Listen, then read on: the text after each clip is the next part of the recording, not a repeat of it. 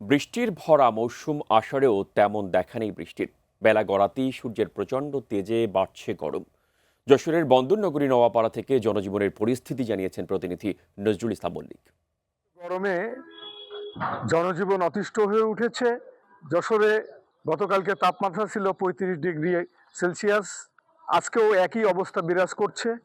দিনে এবং রাতে একই রকম গরম পড়ছে। এই গরমের তীব্রতায় বিশেষ করে খেটে খাওয়া মানুষ যারা, তাদের ভীষণভাবে অসুবিধা হচ্ছে। আমরা আছি যশোরের নোয়াপাড়া বন্দরনগরী এলাকায়। এখানে এসে দেখেছি যে মানুষ কাজ করছে, কিছু সময় কাজ করছে এবং গরমে আবার কিছু সময় বিশ্রাম নিচ্ছে। এইভাবে চলছে। এখানে রিক্সাওয়ালা, ভ্যানওয়ালা, দিনমজুর যারা, তাদের কঠিন সমস্যা এই গরমের মধ্যে।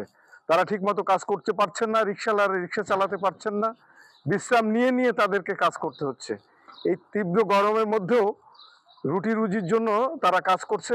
আমরা দেখছি এখানে এসে যে যারা এই বিভিন্ন জাহাজে যে মালগুলো আছে তারা আনলোড করছেন, খালাস করছেন এবং এই গরমেই তারা কাজ করছেন। আমরা তাদের সঙ্গে কথা বলেছি। তারা যেটা আমাদেরকে বলেছেন যে পেটের দায়ে আমাদেরকে গরম যতই পড়ুক না কেন আমাদেরকে এখানে কাজ করতে হবে। আমরা আবহাওয়া অধিদপ্তরের সঙ্গে যোগাযোগ করেছি।